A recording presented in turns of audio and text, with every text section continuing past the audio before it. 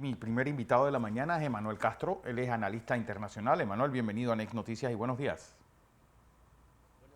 Emanuel, buenos días. Bueno, vamos a hablar, mañana vamos a tener un programa especial sobre este primer aniversario de esta terrible invasión rusa a Ucrania. Hoy vamos a hablar con el analista internacional Emanuel Castro, porque, como dijo el ingeniero Landón hace un momento, es un año difícil.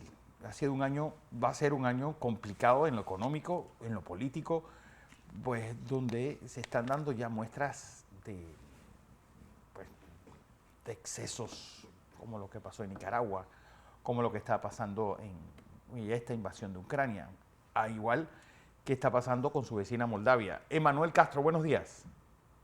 Buenos días a todos los televidentes y radioescuchas. A prácticamente un día desde que se celebra el primer aniversario de la intervención militar de Rusia a Ucrania, podemos hablar hoy de datos, de estadísticas, pero entre muchos de ellos, evidentemente, en primer lugar lo ocupa la cantidad de desplazados, la cantidad de refugiados, que entre ambos suma más de 14 millones de personas que han huido o se han desplazado internamente desde Ucrania. Además, pues, de la inflación que ha provocado a nivel mundial, principalmente en temas de fertilizantes. Ya se habla de la hambruna en que próximamente va a entrar África al no poder tener acceso a la compra de fertilizantes en el comercio mundial. En nuestro propio país no escapamos de esta realidad en ese sentido. Vemos cómo los productores nacionales se ven afectados ante la compra de insumos para producir alimentos. Estas son algunas de las consecuencias que ha traído consigo esta intervención militar de Rusia a Ucrania. Y en el plano geopolítico, si vemos cómo poco a poco, a medida que fueron pasando los meses hasta el día de hoy, vemos cómo Occidente se ha ido unificando para apoyar a Ucrania con estas ayudas, con armamento militar en su mayoría, así también como apoyo diplomático. Vemos que el presidente de Estados Unidos Sí. hace 3 días estuvo en Kiev. Esta bola de Actualmente el cristal por ahí, presidente de España se por mantiene en favor. Kiev y vemos cómo se ha ido desenvolviendo esta unificación de Occidente contra Rusia, buscando pues poner fin a este conflicto armado. Bueno, Rusia ha dicho que su supervivencia depende de la exitosa intervención de Ucrania. Aquí, pues, ha sido una guerra donde Rusia tuvo ciertos avances, pero los frentes se han estancado. Obviamente, la única gran victoria fue esta de Mariupol, que une las Crimea con el Donbass, pero todo el norte y el este de Ucrania, pues las tropas ucranianas pudieron recuperarse y ahora están pidiendo armas y sobre todo municiones, pues como agua de mayo. Bien, precisamente eso es algo de lo que podemos conversar, cómo el avance de Rusia, principalmente en el este, ha sido frenado, pero esa actuación por parte de la resistencia ucraniana se debe precisamente al apoyo militar que ha podido recibir de Occidente, principalmente de lo que viene siendo los Estados miembros de la OTAN, cómo han suministrado armamento y precisamente en lo que ha centrado la política exterior Zelensky es en buscar apoyo militar para poder contrarrestar y hacerle frente a la resistencia frente a los rusos. Como ya usted ha mencionado, Rusia logró entonces controlar militarmente la región de Lugansk, de Donetsk, y como también controla un canal humanitario que en teoría fue un acuerdo para que las víctimas productos de esta intervención militar pudieran salir de la región. Sin embargo, vemos cómo este canal humanitario se ha convertido entonces en un canal que conecta la región del Donbass precisamente con Crimea. Pero vemos también que Rusia no ha podido avanzar más allá y esto se debe precisamente al apoyo militar que ha venido recibiendo las fuerzas ucranianas. ¿Cómo se vislumbra? ¿Hay posibilidad, uno, de que se cambie tierra por paz, se le dé a Rusia ciertos sitios? Bueno, porque recordemos que Rusia ya tenía un pie en Ucrania con esa invasión de Crimea sin muertos. Y cómo usted vislumbra pues, las sanciones son como el veneno, entran y van actuando de forma pues silenciosa y que va a tener consecuencias a muy largo plazo dentro de la economía rusa.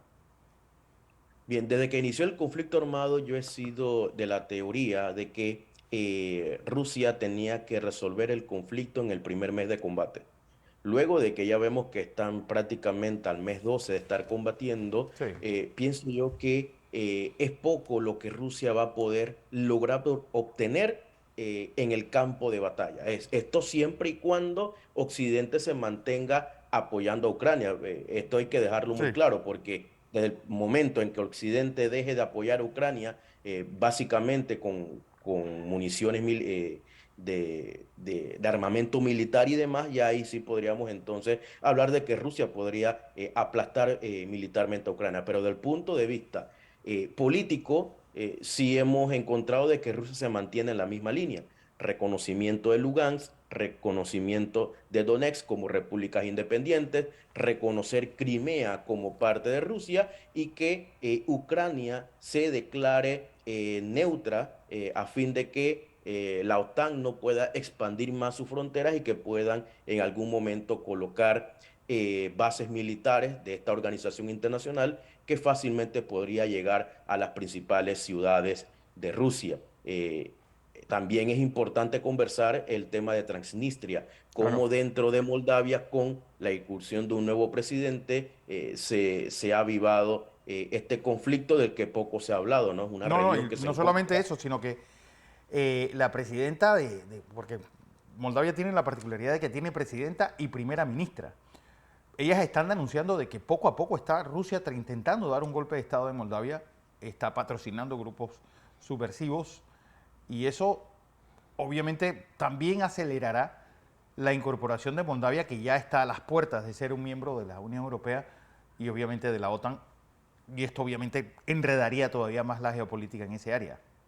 Sí, precisamente Rusia mantiene bases militares en Transnistria, que es una región que, caída la Unión Soviética, ellos se han autoproclamado como un estado independiente a Moldavia. Sin embargo, sigue el conflicto en esa región. Es decir, el conflicto en Transnistria nunca se ha detenido, pero ante las denuncias por parte del Ejecutivo de Moldavia, en donde han hablado precisamente o han traído al tapete este tema. Rusia ya ha manifestado de que cualquier intento de la toma de Transnistria por parte de las fuerzas moldavas o de sus aliados van a recibir entonces una respuesta militar inmediata.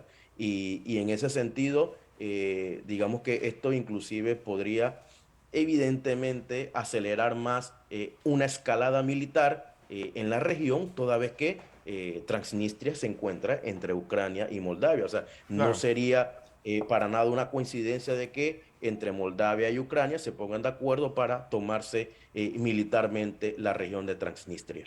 José Blandón está con nosotros. Manuel, Emanuel. Buenos días, Manuel. Buenos días. Un placer tenerlo con nosotros en la mañana de hoy. Es un día histórico, entre hoy y mañana estaremos pendientes de lo que está pasando en el mundo. Déjeme para nuestra audiencia darle unos datos y quiero permitirle hacer un par de preguntas para conocer su opinión con respecto a esto en el marco internacional y cuál es tu apreciación del futuro que podría, voy a usar el verbo correcto, que podría darse, porque podrían darse muchos. En primer lugar, estimados radioescuchas y televidentes, recuerden que Ucrania es un estado que es más grande que Portugal y España juntos, Sí. para que vea la magnitud del país. Sin embargo, si usted lo compara con Rusia, Rusia tiene mayor cantidad de hombres bajo las armas y de armamento, 3 veces más población. y tiene 3 veces más población, quizás tres veces. O sea, Rusia tiene una potencialidad militar mayor. Sin embargo, durante este año, como usted bien señala, ha quedado evidenciada los niveles de ineficiencia de las operaciones en tierra de Rusia, motivados por entre otras cosas, por los grandes puntos de corrupción que hay en la estructura del ejército y de la sociedad y del gobierno chino, ruso, perdón. Ahora, mis preguntas son las siguientes. ¿Cuál es tu apreciación con respecto hacia dónde evolucionará este conflicto en los próximos meses? Y dos, ¿cuál será la nueva correlación de fuerzas que surja de este conflicto entre las grandes potencias y los grandes bloques económicos? Hablo de la OTAN, hablo de Estados Unidos como potencia, Japón. ¿Cuál será el rol de China en este conflicto? ¿Y cuál será el futuro de Rusia? A ver si nos puedes orientar un poco a nuestra audiencia con tus apreciaciones desde acá, del mundo nuestro, a ese mundo de allá. Respecto a la primera pregunta, sí puedo manifestar que ha quedado evidenciado que la cantidad de hombres en tierra no necesariamente van a garantizar la victoria de un bando o de otro, sino más bien ya podemos hablar de que aquí se va a imponer es el tema de la tecnología. ¿De qué manera puede en su momento Ucrania contrarrestar los ataques de los misiles lanzados por Rusia con baterías antiaéreas? Y en ese mismo sentido, como también hemos visto que Rusia ha iniciado con esta utilización de aparatos teledirigidos, los llamados drones, ¿no? Así que yo puedo mencionar de que la nueva modalidad de guerra ya escapa de esa cantidad de hombres que tú puedes poner en tierra, sino más bien que aquí podemos hablar de que la guerra va a evolucionar desde el punto de vista de la tecnología. Al final, quien mantenga la tecnología y evidentemente recursos para poder sufragar esa tecnología, va a ser quien en el campo de combate se va a imponer. Con respecto al segundo tema, sí tengo que mencionar que el que surja un nuevo orden mundial no lo veo hoy por hoy dependiendo de la guerra entre Ucrania y Rusia, sino que si se involucran otras fuerzas hegemónicas, llámese China, llámese de la India, apoyando a uno de los dos bandos, entonces sí podríamos hablar de que Sí, acá. posterior a esta guerra podríamos entrar a discutir un nuevo orden mundial. Hoy por hoy, a mi criterio, el resultado de esta guerra, siempre y cuando se mantengan como beligerantes Rusia y Ucrania, no veo el surgimiento de un nuevo orden mundial. Ahora bien, si de manera directa se involucran otras potencias como China o como India, como ya lo mencioné, entonces sí podríamos estar hablando del surgimiento de un nuevo orden mundial. Así es. Pero, Manuel, Bueno, última pregunta nada más. Ayer, el canciller chino Wang Yi se reunió con el canciller ruso en Moscú, Sergei Lavrov, y se reunió posteriormente con el presidente Putin. China ha anunciado que esta semana, probablemente mañana, hará anuncio o la próxima semana de un plan de paz. Al terminar la conferencia, ninguno habló de, de Ucrania, lo que me da clara idea a mí de que Ucrania fue el plato fuerte de esta discusión. ¿No está China de una u otra forma ya involucrada con Rusia en comercio? Pero sus intereses no dependen de Rusia. Los intereses chinos dependen de Europa y de los Estados Unidos para su comercio. Precisamente usted ha mencionado una palabra clave y es lo que corresponde al interés. ¿Cuál es el interés de cada nación que puede intervenir en el conflicto? En el tema de las intervenciones de manera directa, hoy por hoy se reconocen únicamente como beligerantes a Rusia y a Ucrania. De manera indirecta, todos sabemos que hay otras potencias involucradas. En el caso de China, llama mucho la atención porque el interés de China, más allá del conflicto, va a ser el resultado. ¿Por qué? Porque ellos tienen una situación muy similar en su región. Y aquí podríamos entonces estar hablando de Taiwán o de la isla China Taipei, que en ese sentido China aún la sigue reclamando como una provincia rebelde que forma parte íntegra de su territorio. Y vemos entonces cómo podemos estar en una situación similar, en donde los rusos reclaman Crimea, reclaman el Donbass, mientras que China tiene intereses en Taiwán. Podemos hablar de que China quizás no habla directamente del conflicto porque el resultado que pueda tener este conflicto la podrá beneficiar o podrá ser un muro para que ella pueda acceder a su interés de tomarse nuevamente la isla de Taiwán. Desde el punto de vista indirecto, hay otras potencias que ya están involucradas en el conflicto, pero desde el punto de vista directo, Ucrania y Rusia siguen siendo los beligerantes. Y evidentemente, cuando hablamos de intereses, China va a tener su interés, primero comercial, para poder seguir manteniendo su estructura de poder dentro del propio Estado y la influencia que puede tener ese mismo Estado en otras naciones, como hemos visto cómo han ido adelantando su presencia en el propio Asia-Pacífico y cómo No, han no, ido no, adelantando su presencia en Latinoamérica. Bueno, Emanuel Castro, gracias, analista internacional.